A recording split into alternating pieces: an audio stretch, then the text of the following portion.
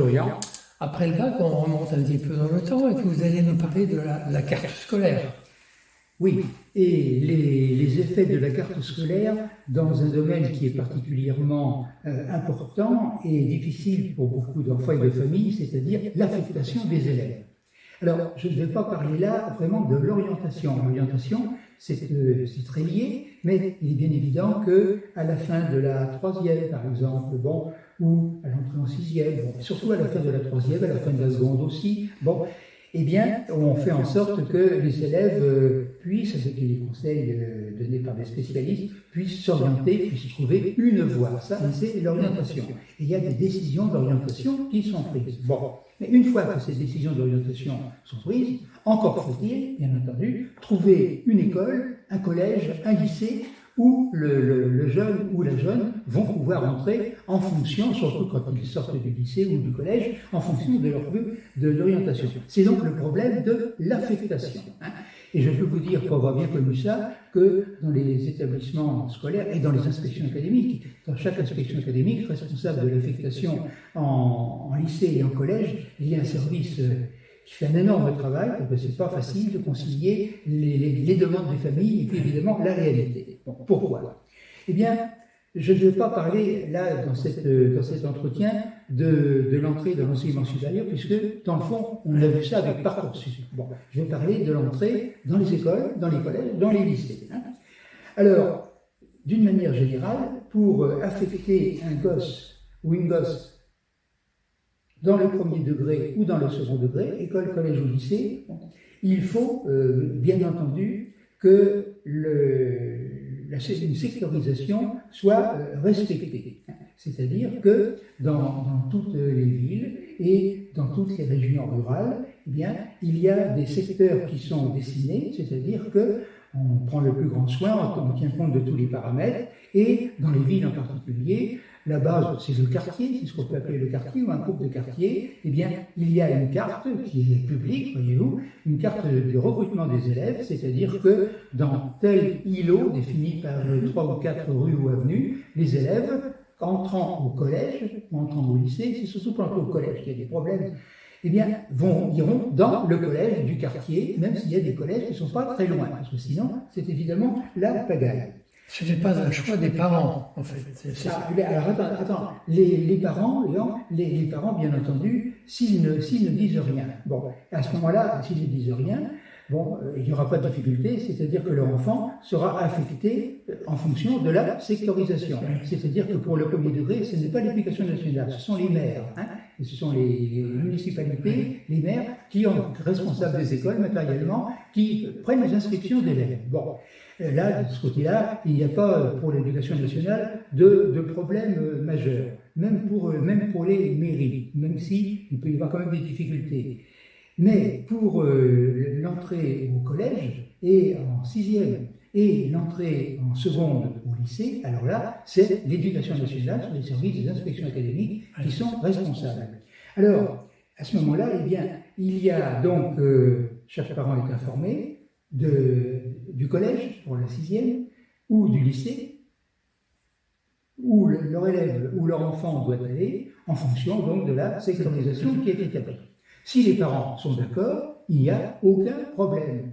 Mais là où ça devient difficile, c'est quand les parents, et ils sont de plus en plus nombreux, font entrer dans leur choix, dans leur demande, des critères subjectifs et qui peuvent faire mal. C'est-à-dire qu'à tort ou à raison, les parents, dans une ville donnée, ça concerne La Rochelle, ça concerne toutes les villes, dans les campagnes, entre deux petits collèges distants de 4-5 km, ça va être la même chose, eh bien, vous avez un semi d'établissement, vous avez des établissements qui, à tort ou à raison, ont très bonne réputation, d'autres, à tort ou à raison, qui ont mauvaise réputation. Et il y a toute la gamme entre les uns et les autres. Ce qui fait qu'à ce moment-là, évidemment, à partir du moment où des parents croient savoir que leur enfant doit aller, mettons, au lycée Durand. Le lycée Durand, c'est pas terrible. Mais il y a, pas très loin, le lycée Dupont, ou alors c'est autre chose, bien meilleur établissement, pensent les parents. Et à ce moment-là, les parents vont faire en sorte de mettre leur enfant là où ils le souhaitent, s'il y a de la place, évidemment. Ça s'appelle demander, les parents vont demander. Ah oui. Là, non, mais il y a une procédure, c'est la procédure des dérogations. C'est tout à fait normal, parce qu'il peut y avoir des situations où donc un enfant peut très bien, valablement, pour des raisons qui tiennent debout, pour être peut-être scolarisé dans un établissement, le collège en 6e ou le lycée en seconde, qui n'est pas celui du secteur.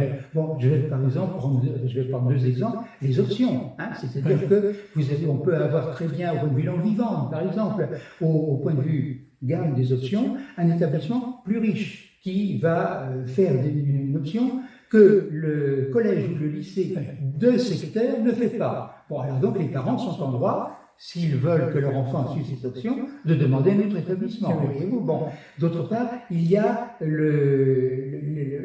les questions de travail pour les parents, hein, c'est-à-dire, et ça c'est valable pour ceux qu'on appelle les rurbains, c'est-à-dire des ruraux qui habitent la campagne, mais qui travaillent à la ville. J'aime bien cette expression, les rurbains. Hein, c'est-à-dire que vous avez, mettons, à 10 km de La Rochelle, n'importe où, vous avez une famille qui est installée là, il y a une école. Si c'est un chef-lieu de canton, vous avez un collège à côté, les enfants doivent aller là. Bon, mais les parents travaillent tous les deux. Et les parents travaillent tous les deux à La Rochelle. Par conséquent, à ce moment-là, bon, ils peuvent demander une dérogation pour que leur enfant soit scolarisé à La Rochelle, ce qui fait qu'à ce moment-là, ils l'emmènent le matin et ils le ramènent le soir. Vous voyez les problèmes. Bon, mais à ce moment-là, la difficulté, c'est que d'abord, si on a trop de cas comme ça déséquilibre le système, et puis il y a les tricheurs. Ceux qui, pour éviter un établissement, qu'à tort ou à raison, en général, à tort, ils considèrent comme pas bon, ils trouvent des moyens, ils trichent pour aller ailleurs. Alors, par exemple, mais c'est à peine une tricherie.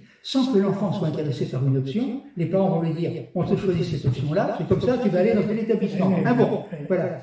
Et puis, il y a des parents qui trichent alors carrément, c'est-à-dire par exemple qui mettent en avant, quand ils ne peuvent pas tricher sur leur lieu de travail, ils mettent en avant les grands-parents. Hein, les grands-parents. Si les grands-parents habitent près d'un collège de très bonne qualité, pense-t-on, à ce moment-là, il va y avoir une demande de dérogation. On ne peut pas s'en occuper dans la journée, on travaille tous les deux. Notre fils et notre fille, ce sont les grands-parents qui s'en occupent. Et par conséquent, on demande une dérogation pour le collège en question ou pour le lycée. Bon.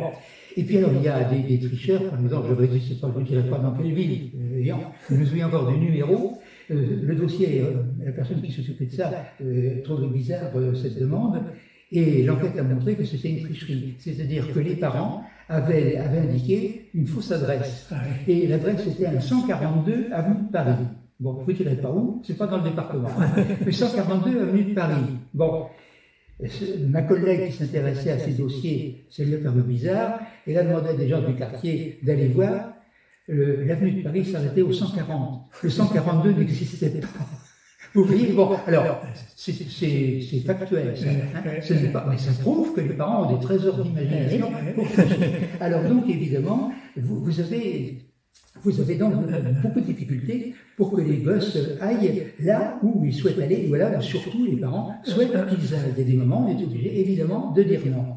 Et à ce moment-là, évidemment, il faut faire très attention, parce qu'en admettant, voyez-vous, que compte tenu du recrutement du quartier, de la population du quartier, il y ait davantage de classes sociales, comme on dit, supérieures dans un quartier voisin, avec donc un petit collège qui sera fréquenté par des gosses peut-être en moyenne un peu plus doués pour les études, si à ce moment-là, on donne satisfaction aux parents de l'autre secteur défavorisé, à ce moment-là, s'il y a un écart réel de qualité entre les deux collèges ou les deux lycées, cet écart va s'accentuer, évidemment. On va appauvrir des collèges un petit peu en difficulté et on va enrichir les autres. Et ça, ce n'est pas évidemment valable, ce n'est pas possible. Et alors en plus, il y a des rivalités entre établissements. Hein. C'est-à-dire que vous avez, il est arrivé, moi, je ne dirais pas dans quel département, c'est pas celui-ci, mais de dire à un chef d'établissement de collège, maintenant, ça suffit, madame, c'était une dame, j'en suis un monsieur,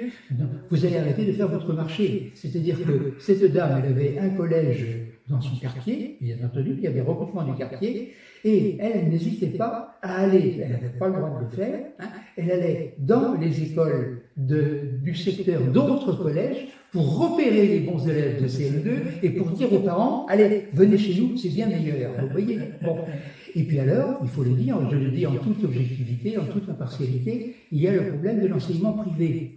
Pourquoi? L'enseignement privé n'est pas soumis à cette règle. La sectorisation, et c'est tout à fait normal, la sectorisation, elle concerne l'enseignement public. S'il n'y avait pas de sectorisation, ce serait évidemment le bazar. Bon. Mais l'enseignement privé, quand il est sous le contrôle de l'État, l'enseignement privé, naturellement, il est géré moins étroitement, il dépend quand même de l'éducation nationale. Il ne faut pas oublier que les établissements sous contrat, c'est l'éducation nationale qui paye les professeurs. Voyez-vous. Bon.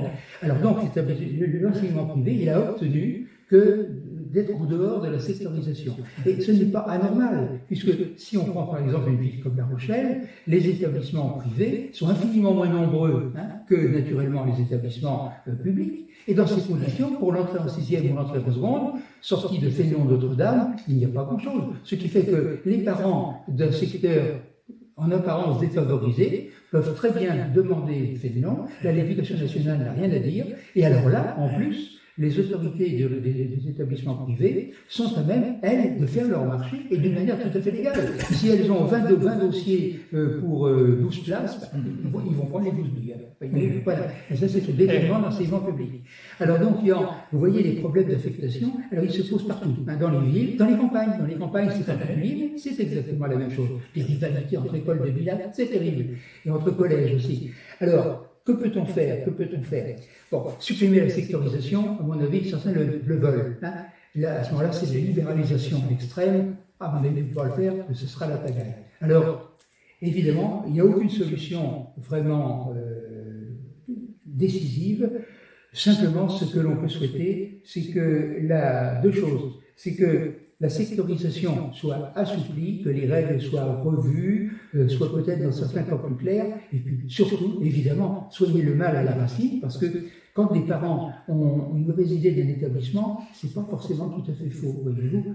De la même façon, quand ils ont une très bonne idée. Alors, ce qu'il faut faire aussi, c'est que l'éducation nationale et naturellement les collectivités qui sont responsables matériellement des collèges, des lycées, des écoles, fassent en sorte de valoriser les établissements et les écoles qui sont un petit peu en difficulté, de façon à égaliser, voyez-vous, l'aura de ces établissements vis-à-vis des familles. Mais ça, c'est un vœu pieux, mais il faut aller dans ce sens-là.